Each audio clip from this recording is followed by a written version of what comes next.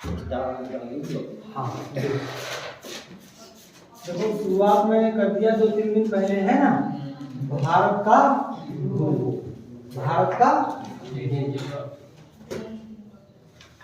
भारत के भूगोल में जो मैं तुम्हें पढ़ाया था, मैंने लास्ट क्लास में तुम्हें पढ़ाया था कि कर्क रेखा भारत के कितने राज्यों से होकर गुजरती है। कितने राज्यों से होकर गुजरती है? 8 राज्यों की बताई थी ना। ठीक है, आज हेडिंग डाल लीजिए, भारत का अक्षांशीय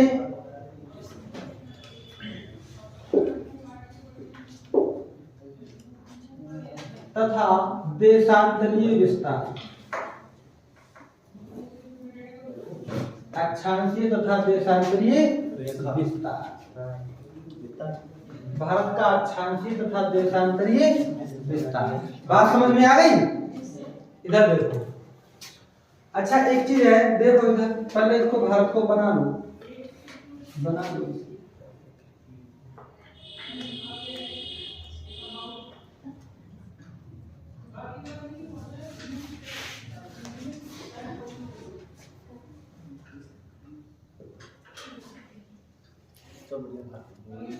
हाँ बात समझियो। देखो ये वाला अगर एक इधर देखो, ये लाइन, ये पृथ्वी है ना, पृथ्वी के बीचों बीच से जो लाइन गुजरती है, पृथ्वी के बीचों बीच से जो लाइन गुजरती है उसे क्या कहते हैं? 0 डिग्री। क्या कहते हैं? इसे कहते हैं विषुवत रेखा। क्या कहते हैं? विषुवत रेखा। इसका एक दूसरा नाम भी है। क्या नाम है? भूमध्य रेखा।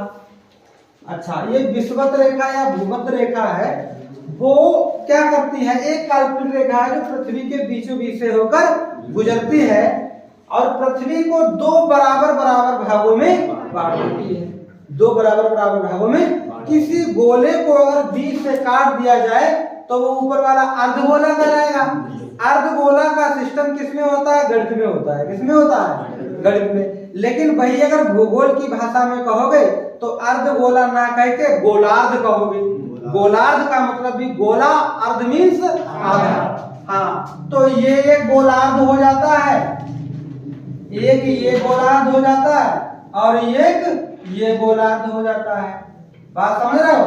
लेकिन 2 बराबर भागों में बांटती है विषुवत रेखा, तो ऊपर वाला जो गोला कहलाता है वो क्या कहलाता है?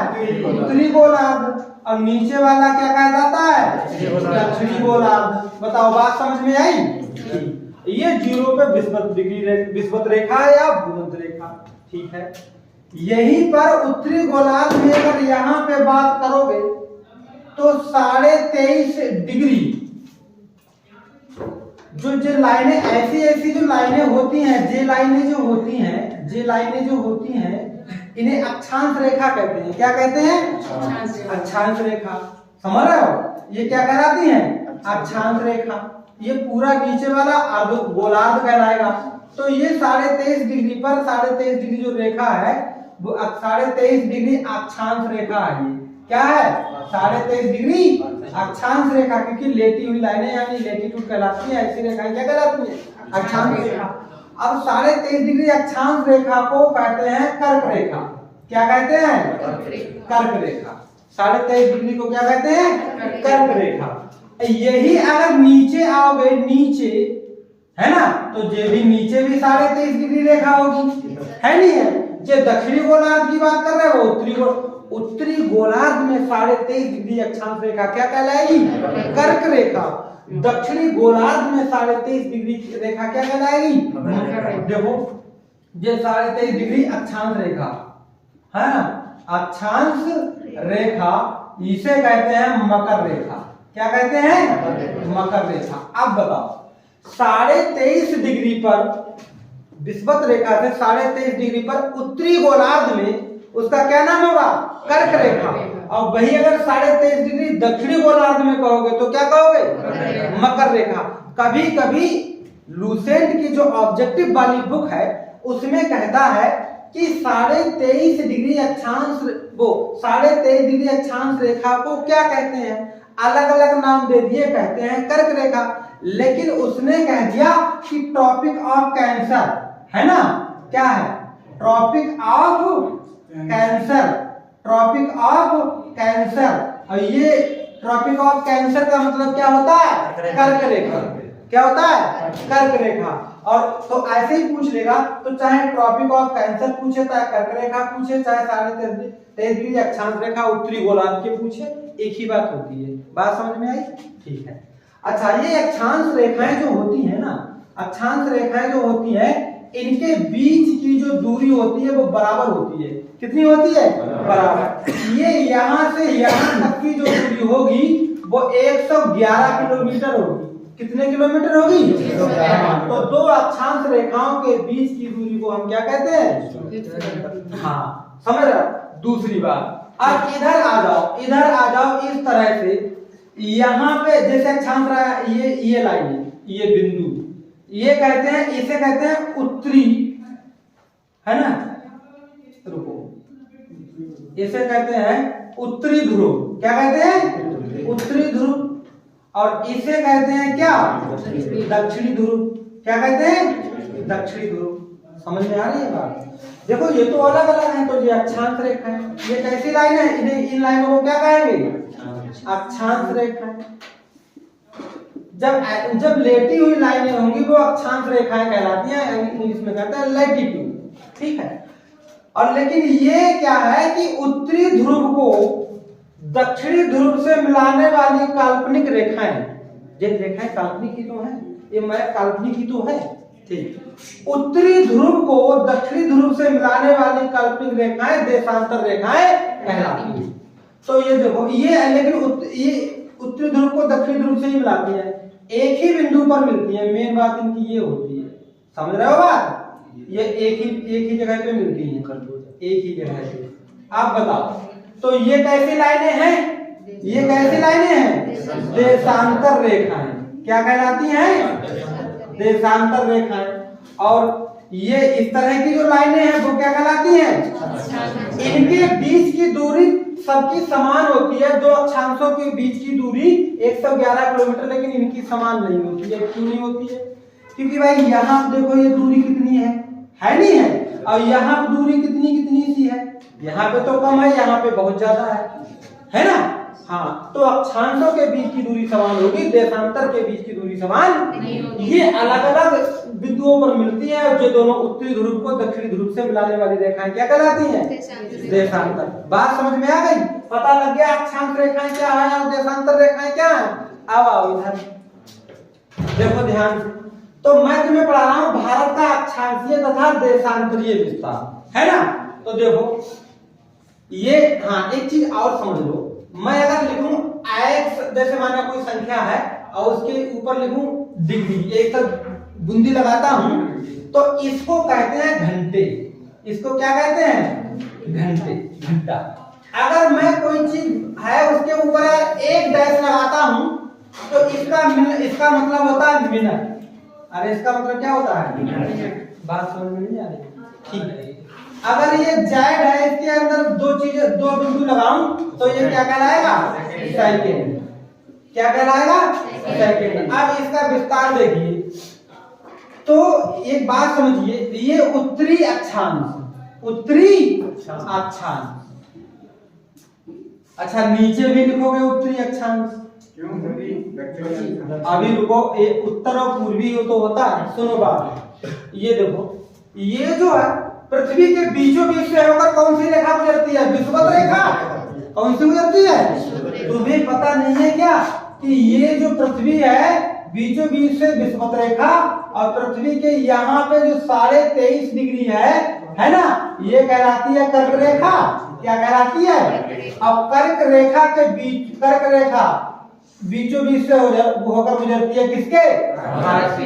किसके होकर गुजरती है? आप बताओ। अब मैं यहाँ पे अगर देशांतर रेखा खींच दूं बीचों बीच से, देशांतर रेखा बीचों बीच से खींच दूं, तो बताओ कि भारत किधर है? देशांतर रेखा किधर है? पूरब में। अरे देशांतर रेखा किधर है? पूर्वी देशांतर में भारत स्थित है। किधर स्थित है? पूर्वी देशांतर में, है ना? अच्छा, यहाँ से बात बताओ मुझे, अगर मैं कहूँ भारत कहाँ स्थित है, तो उत्तरी गोलार्ध में उत्तरी अक्षांश पर, ये अक्षांश रेखा की बात करूंगी तो अक्षांश से बात करूंगा तो किधर है, उत्तर में, और देशांतर से बात करूंगा तो किधर, पूर्व में। अब बताओ बात समझ में आई। तो दक्षिण में तो भारत है ही नहीं, तो दक्षिणी अक्षांश क्यों लिखोगे, समझ रहे हो, यही एक समझने वाली बात है। उत्तरी अक्षांश नीचे उत्तरी अक्षांश। अब तुम बताओ, यहाँ पे मैं लिखूंगा पूर्वी देशांतर, क्या लिखूंगा, पूर्वी देशांतर, और यहाँ पे भी लिखूंगा पूर्वी देशांतर। तुम कहोगे कि सर जी इधर तो तुम्हें पश्चिमी देशांतर लिखना था, पश्चिम में है ही कहाँ भारत, ये लाइन नहीं देख रहे हो, ये वाला भारत, ये वाला हमारी कौन सी है, जैसे 0 डिग्री देशांतर रेखा है, क्या है, 0 डिग्री देशांतर रेखा है। आप बताओ क्या यहाँ से पश्चिम मानोगे तो क्या पश्चिम में है कहीं भारत, नहीं है, बात समझ में आ गई। अब सुनो, तो इसका तो सबसे पहले विस्तार लिख लो। देखो ये है 37 घंटे 6 मिनट, 37 घंटे 6 मिनट या 37 डिग्री 6 मिनट। आगे इधर देखो, और ये यहाँ पे देखो पतला है ना, तो यहाँ पे लिख लोगे 8 डिग्री, क्या लिखोगे, है ना, 8 डिग्री 4 मिनट, समझ रहे हो। तो उत्तरी अक्षांश भारत का, देखो भारत का कहाँ पे लिखूं, यहाँ पे लिखूं, भारत का अक्षांशीय विस्तार, क्यों भाई, अक्षांशीय विस्तार भारत का कितना लिखा जाएगा, है ना, ऐसे लिखो, चाहे ये पहले लिख दो चाहे ये पहले लिख दो, बात एक ही है। सुनो, भारत का अक्षांशीय विस्तार कितना है, इधर देखो, ये लिखो 37 डिग्री 6 से लेकर 8 डिग्री।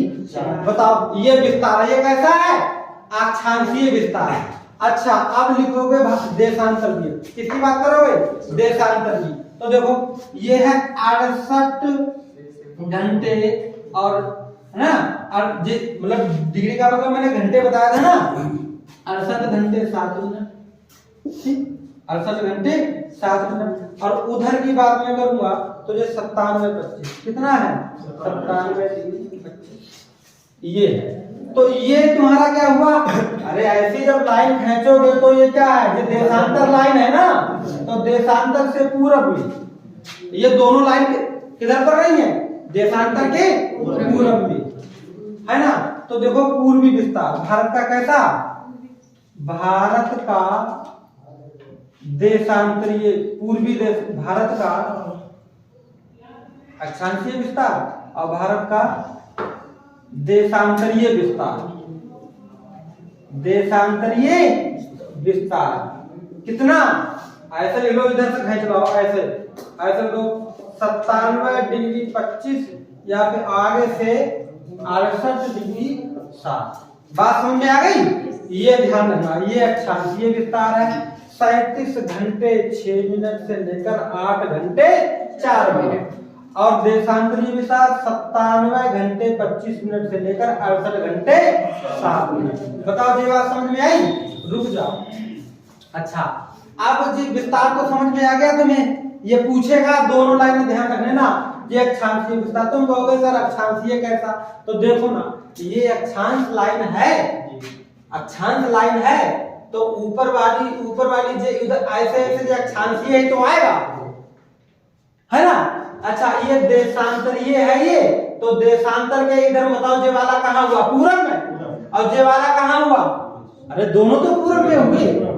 तुम जे कहते हो सर इधर पश्चिमी लिखना चाहिए, रुक जाओ, 0 डिग्री देशांतर रेखा इधर है और भारत है इधर, तो इधर ये भी वाला पूरब है और ये भी वाला पूरब है, दोनों पूरब है ना, ठीक। अब देखो, अब दूसरी, तो ये बात समझ में आ गई कि भारत का अक्षांशीय विस्तार कितना, 37 घंटे 6 मिनट से 8 घंटे 4 मिनट, देशांतरीय विस्तार 68 घंटे 7 मिनट से 97 घंटे 25 मिनट, दोनों पूर्वी देशांतर और ये उत्तरी अक्षांश, दोनों डाटा एक साथ ली जाती है दोनों के, ठीक है। अच्छा ठीक, एक बात और मैं तुम्हें बीच में उधर ले चलूंगा। देखो ये अक्षांश लाइनें हैं और कैसे लाइनें हैं, देशांतर।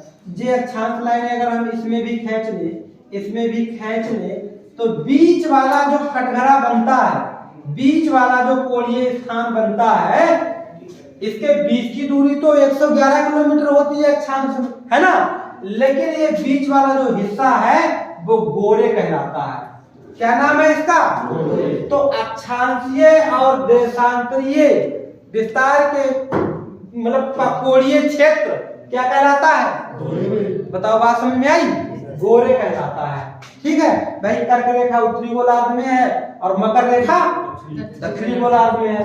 नाम दोनों के 23.5 डिग्री अक्षांश रेखा, ये भी 23.5 डिग्री अक्षांश रेखा। नाम क्यों अलग अलग हो गए? क्योंकि बीच से कौन सी रेखा गुजर गई?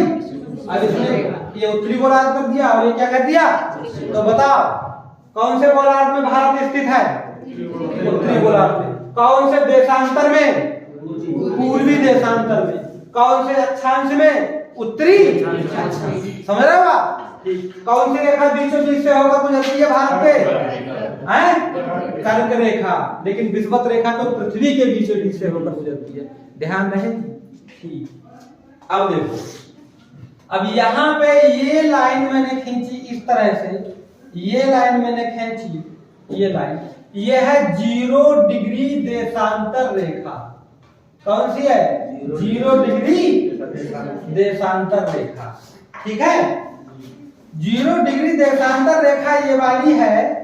इधर आओ, देखो, ये वाली रेखा जो है वो कौन सी है? 0 डिग्री देशांतर रेखा। और जो विषुवत रेखा नहीं है, विषुवत रेखा तो बीचों बीच से ये वाली है। ये वाली बीचों बीच से ऐसी कौन सी है? विषुवत रेखा।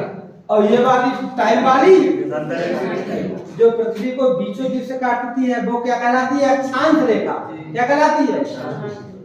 और जो टाइम को जो बीच ऐसी जो टाइम वाली होती है वो कौन सी होती है बीचों बीच से? देशांतर। तो देशांतर रेखा 0 डिग्री। ठीक है, यहाँ पे आते आते यहाँ पे पड़ा लंदन। क्या पड़ा? और लंदन का एक स्थान है ग्रीनविच। कौन सा स्थान है? ग्रीनविच। यही से हमारा पूरे विश्व का समय मतलब टाइम निर्धारण किया गया है ना, यही से हमारा टाइम जोन लिया गया। तो इसीलिए 0 डिग्री देशांतर रेखा को क्या कहते हैं? मानक। क्या कहते हैं? मानक समय निर्धारण रेखा। मानक समय निर्धारण रेखा। तो 0 डिग्री देशांतर, ये तो बहुत लंबी रेखा है, कहां से लिया हुआ होगा टाइम? ऐसे आते गए, देश पढ़ते गए, एक देश पड़ा कौन सा? इस लाइन पे, और उस देश का स्थान है कौन सा? ग्रीनविच। और ग्रीनविच से हमारा पूरे विश्व का टाइम लिया गया है। बात समझ में आई?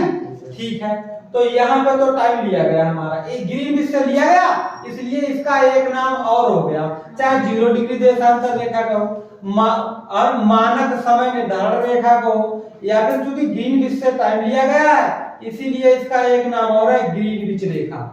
क्या नाम रख दिया? ग्रीनविच। बताओ, बात समझ में आई? अब देखो, अब पूरे विश्व का तो टाइम यहाँ से लिया गया है, लेकिन भारत का टाइम कहाँ से लिया गया? तो देखो, ये 0 डिग्री है, इसे बढ़ाओ।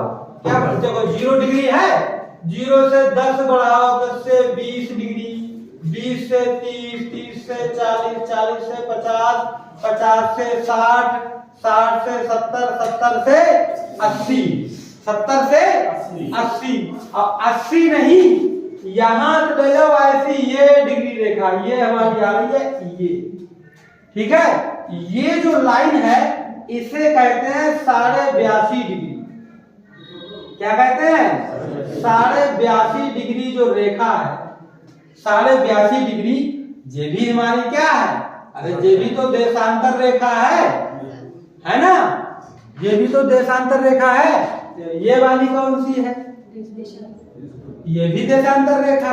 ये 0 डिग्री है और ये पूरे विश्व का टाइम यहां से लिया गया 0 डिग्री पर स्थित लंदन, लंदन के स्थान ग्रीनविच, और भारत में 82.5 डिग्री से लिया गया। 82.5 डिग्री जो रेखा है भारत से जो गुजर रही है, भारत का एक स्थान है यहाँ पे इलाहाबाद।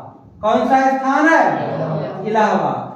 इलाहाबाद स्थान है, वो शहर है, और इलाहाबाद में एक स्थान पड़ता है नैनी। कौन सा स्थान पड़ता है? यहां से भारत का टाइम लिया गया है। अब बताओ पूरे विश्व का कहां से टाइम लिया गया? 0 डिग्री देशांतर रेखा। भारत का कहां से टाइम लिया गया? 82.5 डिग्री देशांतर रेखा। अच्छा स्थान बताओ, लंदन के ग्रीनविच से। भारत का स्थान बताओ, इलाहाबाद के नैनी से। समझ रहे हो? ठीक। एक बात समझियो, एक बात ये समझो कि जो भारत है, भारत की जो 82.5 डिग्री जो देशांतर रेखा है, यहाँ पर क्योंकि एक घंटा मान लो, क्या मान लो? 1 घंटा, तो 1 डिग्री मान लो, 1 डिग्री। 1 डिग्री बराबर होता है 4 मिनट। अगर 1 डिग्री जब तुम बढ़ोगे तो कितने मिनट का अंतर आ जाएगा? 4 मिनट के। 1 डिग्री करोगे तो 4 मिनट आ जाएगा। अब ग्रीनविच हमारा 0 है, तो हमारे भारत यहां देखो, ये 0 डिग्री लाइन जब मैं ले जा रहा हूं, ये 0 डिग्री लाइन यहां से हम पहुंचे, तो जो यहां से यहां तक की लंबाई बताइयो। अरे यहां से यहां तक की लंबाई बताओ ना। ये 0 डिग्री है और ये 82.5 है, तो यहाँ पे बीच की लंबाई कितनी है? 82.5 डिग्री। अब 1 डिग्री में फर्क कितना आता है? 4 मिनट। 1 डिग्री में फर्क कितना आता है? तो यानी कि भारतीय मतलब विश्व की जो मानक समय रेखा निर्धारण है और भारतीय मानक समय रेखा है ना, उसके बीच कितने टाइम का अंतर आ जाएगा ये देखो। 1 डिग्री बराबर कितना? 4 मिनट। तो हम 82.5 की अगर गुणा किससे कर ले? 4 से कर ले। 4 दूनी 8 और 4 अट्ठो 32, 328। ये आधा डिग्री और है। 1 डिग्री 4 मिनट, तो आधा डिग्री कितना? 2 मिनट। तो यहाँ पे हमने 2 और जोड़ लिए, तो वो कितने मिनट हो गए? 330 मिनट। और 330 मिनट का मतलब होता है 5 घंटे 30 मिनट। 5 घंटे 30 मिनट यानी 5.5 घंटे। बात समझ रहे हो? तो मतलब विश्व की जो मानक समय निर्धारण रेखा, भारत की मानक समय निर्धारण के बीच कितने टाइम का अंतर है? 5.5 घंटे का अंतर है। बताओ बात समझ में आई? ठीक।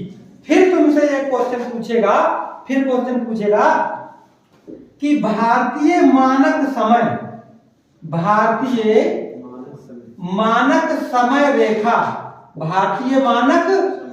रेखा कितने राज्यों से गुजरती है? कितने राज्यों से गुजरती है ये पूछी। गुजरती है ना? कितने राज्यों से गुजरती है ये पूछेगी कि भारतीय मानक समय रेखा मतलब कितने राज्यों से गुजरती है। समझ रहे हो?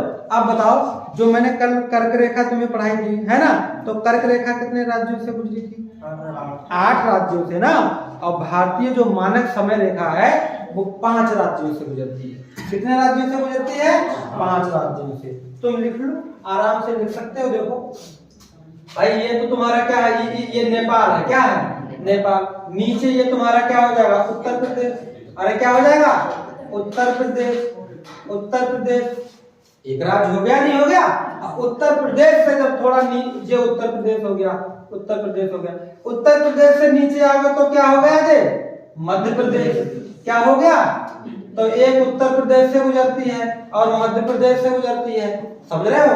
लेकिन मध्य प्रदेश के पास में ही है ना, यहाँ पे ये क्या है? छत्तीसगढ़। क्या है? छत्तीसगढ़। तो छत्तीसगढ़ से गुजरी, इस तरह से छत्तीसगढ़ से गुजर गई यहाँ पे है ना, 3 राज्यों से हो गई। तो उत्तर प्रदेश, मध्य प्रदेश और छत्तीसगढ़। अच्छा, यहाँ पे इस तरह से आओगे तो ये बताओ कौन सा राज्य है? ये इस तरह से ये उड़ीसा है। क्या है? उड़ीसा से गुजर गई। उड़ीसा के नीचे ये वाला कौन सा है? आंध्र प्रदेश। कौन सा है? अरे आंध्र प्रदेश है कि नहीं है? आंध्र प्रदेश। तो ये 5वां राज्य। तो 5 राज्यों से भारतीय मानक, अरे ये गुजारो ना, ये लाइन 82.5 डिग्री भारतीय मानक समय रेखा जो है इस तरह से गुजरी। तो उत्तर प्रदेश को काट के गई, मध्य प्रदेश को काट के गई, छत्तीसगढ़ को काट के गई, उड़ीसा को काट के गई, आंध्र प्रदेश को काट के गई। तो बताओ कितने राज्यों से भारतीय मानक समय गुजरती रेखा गुजरती है? 5 राज्यों से। तो पूछे कर्क रेखा कितने राज्यों से गुजरती है? 8 राज्यों से। भारतीय मानक समय रेखा कितने राज्यों से गुजरती है? 5। कौन कौन से, देखो 5 राज्यों से गुजरती है। कितने राज्यों से? 5 राज्यों से गुजरती है। नंबर 1 उत्तर प्रदेश है ना, उसके बाद मध्य प्रदेश है ना, उसके बाद क्या है छत्तीसगढ़, क्या है छत्तीसगढ़, उसके बाद उड़ीसा है ना, और उसके बाद आंध्र प्रदेश। उत्तर प्रदेश, मध्य प्रदेश, छत्तीसगढ़, उड़ीसा और आंध्र, 5 राज्यों से गुजरती है।